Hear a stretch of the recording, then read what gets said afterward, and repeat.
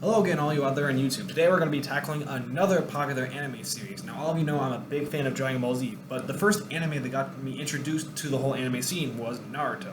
Naruto was a big anime, and it's still going despite it being over for a long while in the manga. And today we're going to be tackling one of the movies. Now, it's not the first Naruto movie, it's not the first Shippuden movie, but it is one of the Shippuden movies. We're going to be talking about the last Naruto, the movie. Now, this is a personal favorite of mine, along with Road to Ninja and Boruto, Naruto the movie, but we'll get to those movies later. So the premise of the last is this takes place between the ending of Shippuden when they defeat Kyuga, and more or less, but the actual ending of the show when Naruto, spoilers, Naruto does become Hokage after Kakashi. So this is set like somewhere in between that point, those 2 points. And in the movie, Naruto's reveled as the hero of the village for saving the day. Sasuke is gone off to be brooding badass like he usually is, and he's not seen until near the very end of the movie. We'll get to that later. So Naruto's being reveled as the hero of the village, and Hinata wants to give him something like a gift.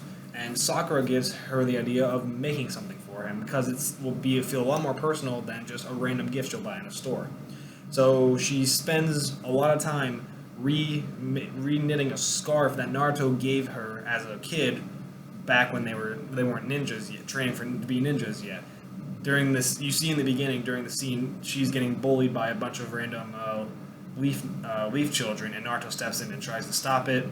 He gets kind of beat up, but they go away, and he gives her his scarf. And it's the same scarf you see him wearing here, but Hinata's redone it.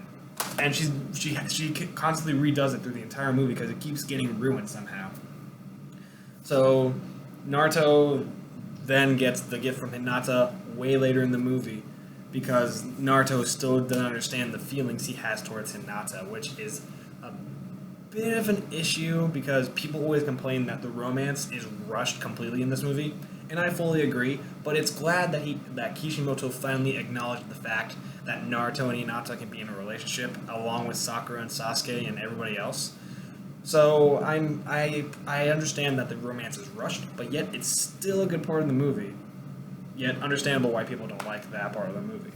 Now they have to stop the moon of all things from crashing into the earth, and they have, I think, maybe a week to stop it. And Naruto, Sakura, Hinata, Sai, and Shikamaru are all sent out to go on this mission to stop the moon from crashing into the earth. And they have to stop this man as well, because he's in charge of it. Now later on in the movie, Hinata willingly goes with him to his base, somewhere in the village, somewhere on the world. I forget where. It's nowhere near any memorable villages.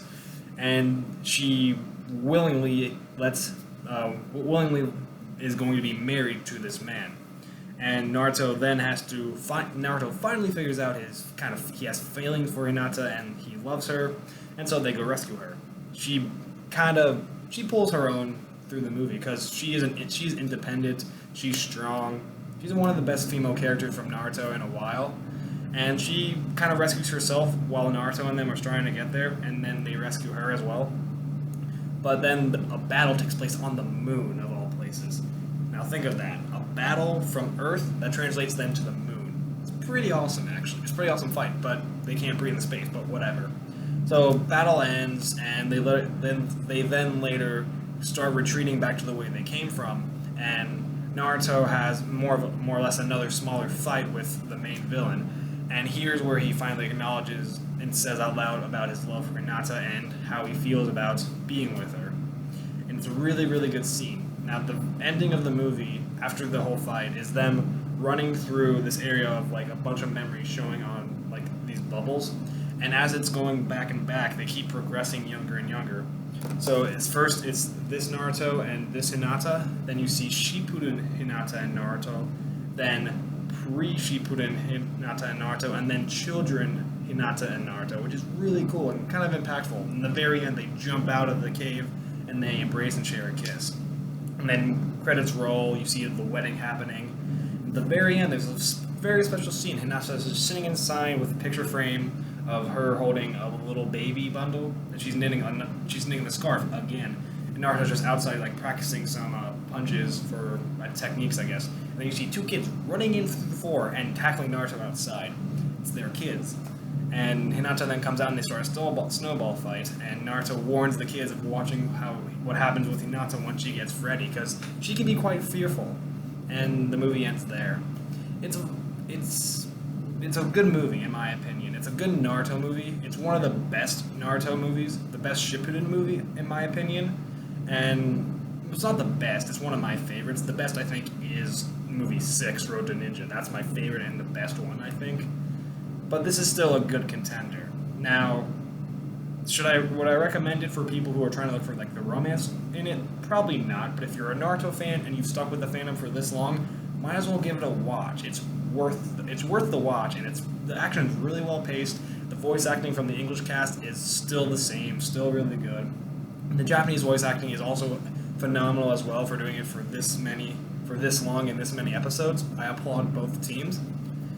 So all in all, this movie gets more or less a 6.5 out of 10. It's still average, but I still recommend to people if you're a fan of Naruto, or if you're a fan of just trying to get into anime, I recommend this movie, and a lot of the other Naruto movies.